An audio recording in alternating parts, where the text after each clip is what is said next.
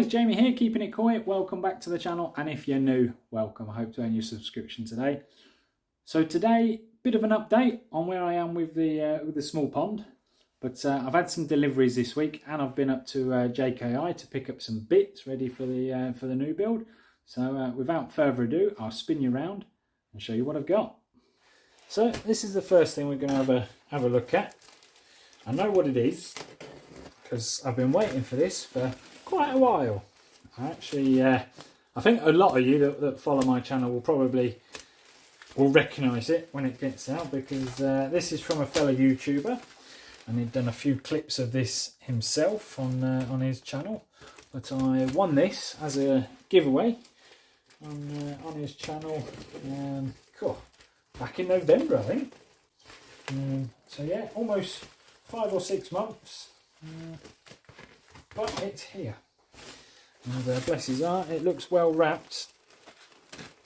Now this should have been here a couple of days ago, but good old royal snail unfortunately decided to be as slow as possible, hence them being called royal snail, not royal mail. But we're almost in, and hopefully you guys will like it as much as I do. I've already seen the pictures and videos from his channel. God, very well packaged. Not that you want to see me spending hours unpackaging a package, but if we flip that over now, we should be able to get into it. And again, right, let's get this bit out of the way.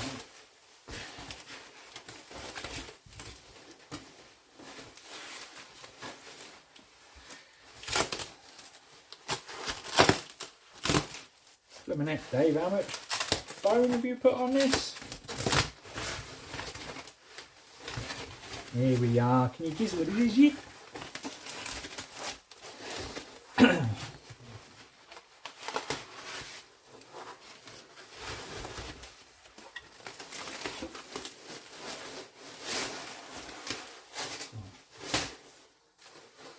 That was a lot of packaging.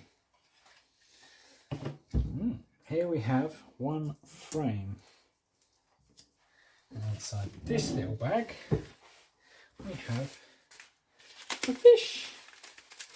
Yeah, now you probably all guessed by now, but yeah, this was from Dave at Eden Koi.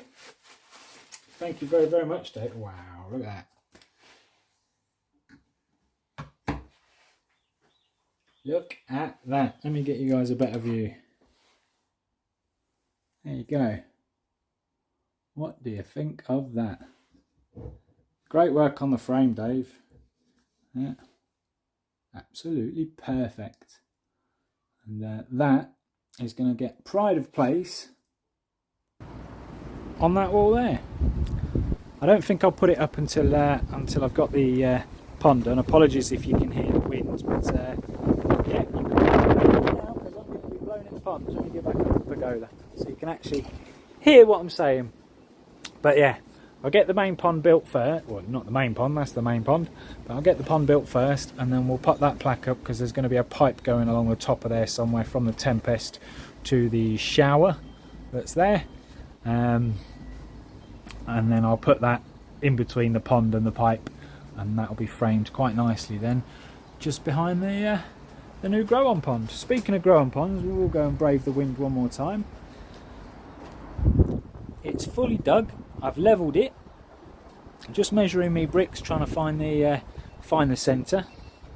And yeah, the downside is, unless I cut some out of the patio there, I can't have the 8 bricks across going that way. So I may have to just stick with 7, which will make it I haven't measured it yet, but you can see from this one down here, that's how far they would go. Now I did chisel out a channel of soil. I don't know if you can make it out here.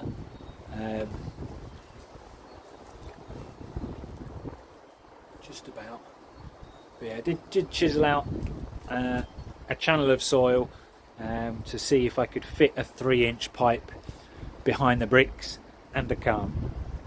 And I can't go any more further that way because I need them posts to still be there.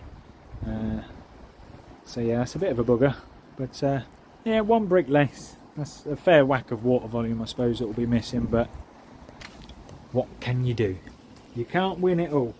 I could just chisel a tiny bit out of the patio, but don't think the missus would be too happy if I did that, so I'm not going to. But I'll see. I'll have a wiggle and a play and see if I can fit in all eight across. If not, then it'll just have to be 7, because I'm not doing 7.5. Too much faffing about. Hey guys, just really quick comment of the week. The comment of the week this week, Simon S. The main reason to put mesh or rebar in a slab would be to strengthen and prevent cracks or cracks spreading. You have nothing to lose by putting it in, so go for it. And that Kikakuru is a stunner.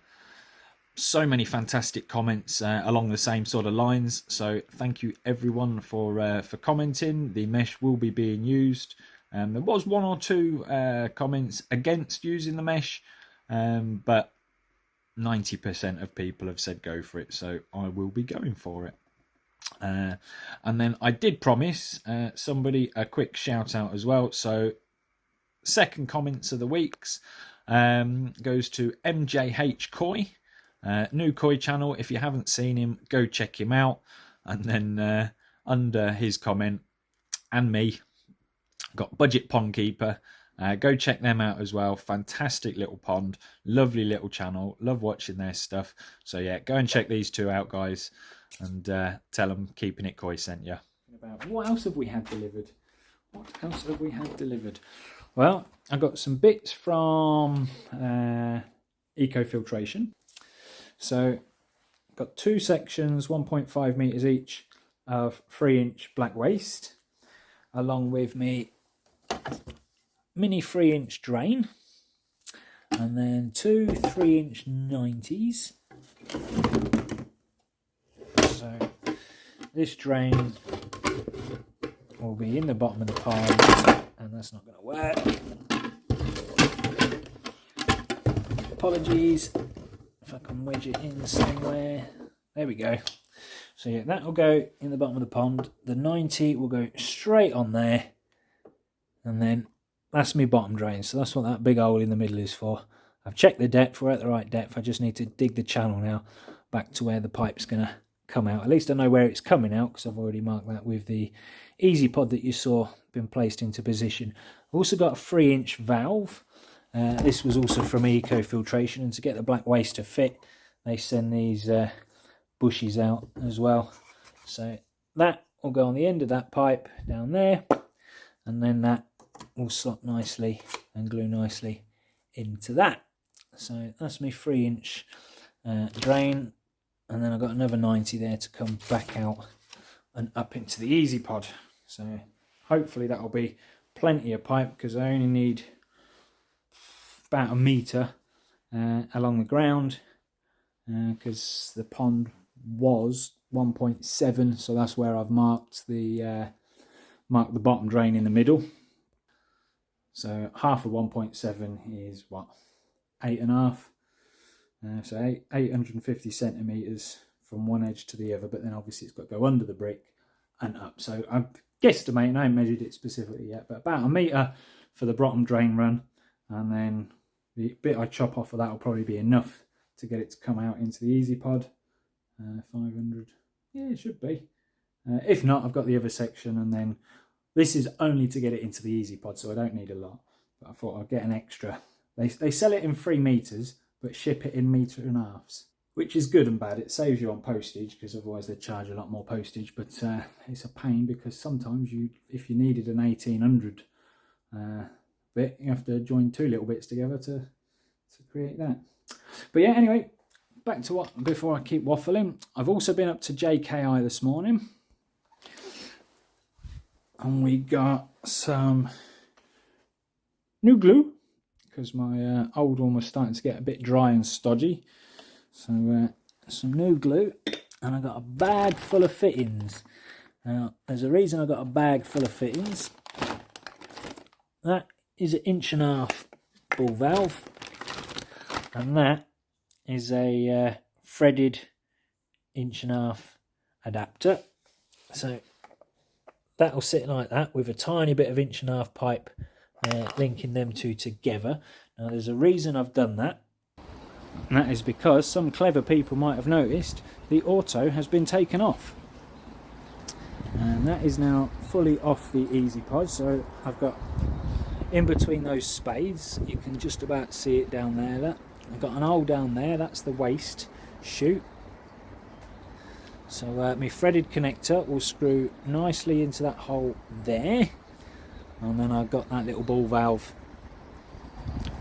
to, I could have used a slide valve, but you know, they leak after time, and you might as well have something that's going to last you for the price difference between them. It's like £7 difference. I think the ball valve was £19 something, and the slide valve was like £12 something. So about £7 difference between them. And yeah, okay, if you need 20 of them, that's a big saving. But then 5 years later, you're going to need to replace all 20 of them.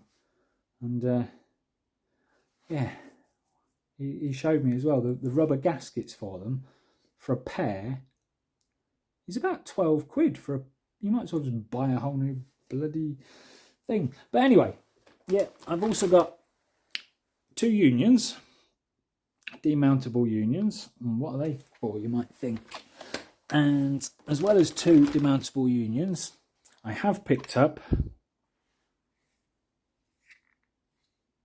another slide valve, which, as you can see, is basically the Tempest slide valves.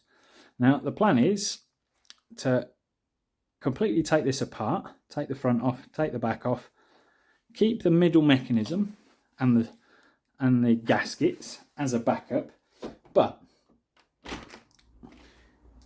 there's a big but.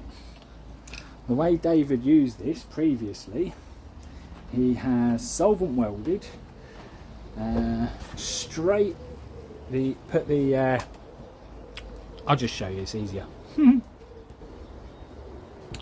But yeah, so he's solvent welded the slide valve straight in, so there is no gap in between the slide valve and the Tempest. So if you chop that off, you're buggered, because there's a bit of pipe then stuck in the Tempest. And then the bit of pipe that was coming out at the end, I don't know if you can tell, let me zoom you back out a second, but yeah, there's obviously a bit of pipe coming out, but then over the pipe you either had a T or a 90 or a swept bend or whatever, but there's like a fixture onto that, so it's like double thickness. So I had 2 options. 2-inch rubber boot fitted round that nicely, so I could have just rubber booted it from there into a bit of 2-inch pipe, or go 2-inch to 1.5 inch, whatever I wanted to do. So I could have done that, but this is another reason I love going down to JKI, see Mark. Mark knows his shizzle. He said, well, you can do that, but again, if it starts leaking, you're going to be constantly replacing the rubbers. Which, yeah, he was right. He said, get one of these, to which I have. He said, take the front off one, take the front off this one, swap that over, take that side off there, you've still got the back, which is exactly the same as the front, and put that on there. Then you've got a spare inner with 2 spare seals if it ever starts leaking or whatever, or if the inner inner workings of that ever fails for whatever reason, you've then got a spare. You've got 2 then new sections basically, and these slide valves, I'll go back in here a second, are very, very clever, because although they are an 1.5 inch slide valve to take 1.5 inch pipe in the centre of that, what not everybody knows is the external dimensions of this is 2 inch. So 2 inch, beautiful fit, he says. But that'll glue on there nicely. So what I'm going to do is, as I say, put that side on one, that side on the other, glue me 2 unions, because I have got 2 of them, one on that side, one on that side, like so. So as you can see, they do go on all the way. That one's a bit stuck, bit of plastic or whatever's in the way. But yeah, so that'll put the Tempest back in use. I'd say that's going to thread directly straight into the Easy Pod, and then a little bit of 1.5" pipe will connect that. So basically, I've got everything to get me into the Easy Pod. I've got the waste sorted, and I've got the connections to get from the Easy Pod to the Tempest. All I then need is all the 1.5" pipe work with whatever bends, 90s, T's, or 2-inch pipe work, sorry. Yeah, with whatever bends, 90s and T's that I need. So yeah, that's the plan. It's just a shame where all these inlets and outlets on an Easy Pod always are. If that filter was round that side, would be perfect, because all the returns would then be pointing out the back, and they could go out the back and then in wherever I want them to. But unfortunately, I need to have the Easy Pod this side, and then you've got your waste valve down here and your return down here, which is a bit of a pain in the bum, because it's then either got, depending on how high I can get the Easy Pod, it's either got to go back round and under, or right the way around the Easy Pod, which is a bit of a pain in the backside.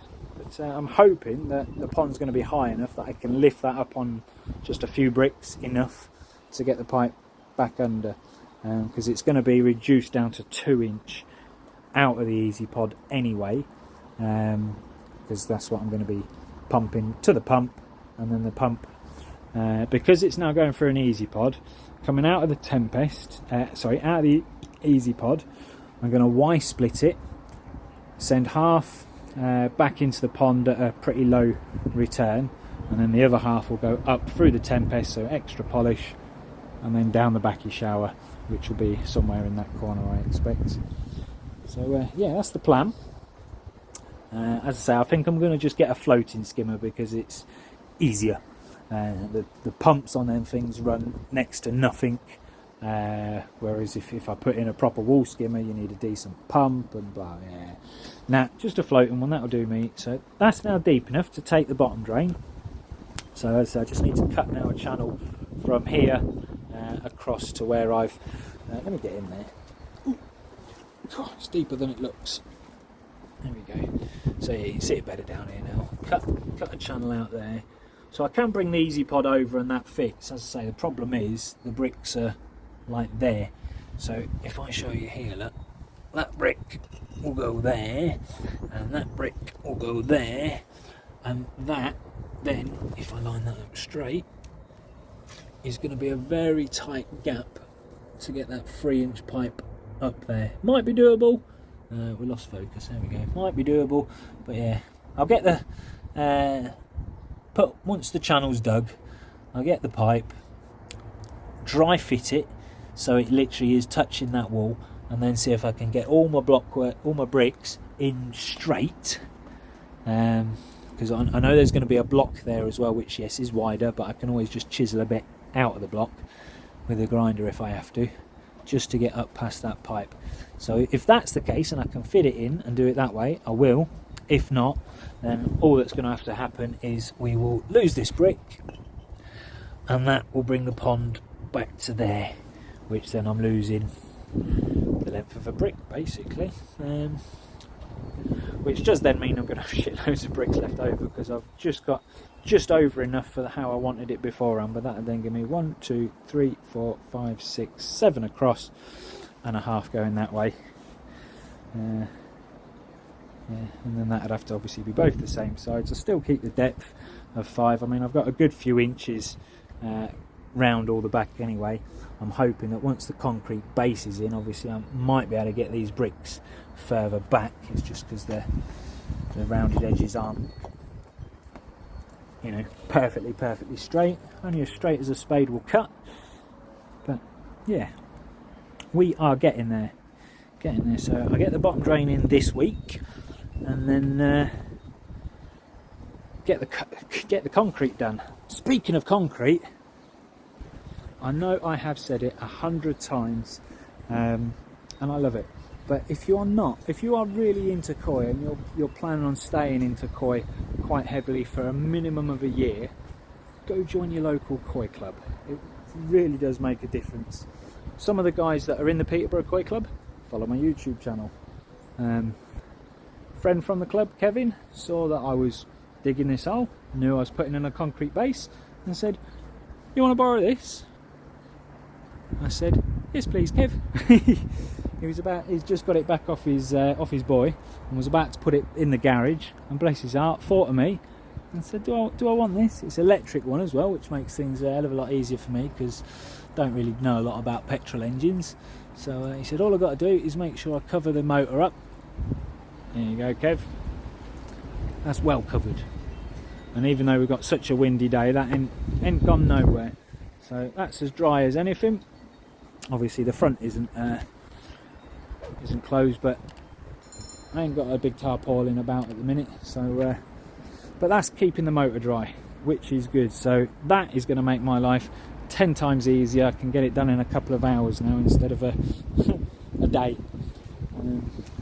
Yeah, it just looks so much tinier with a brick missing. You know, going right up to the back wall there. But I don't know. I'll have to measure it and calculate how much water volume that'd be like that. I suppose if I did do it one brick less that way, I could always go one brick higher, I suppose, couldn't I? Don't know, we'll see when I get that far. If it don't look too silly, I might go a brick higher. So yeah, that's where I'm up to.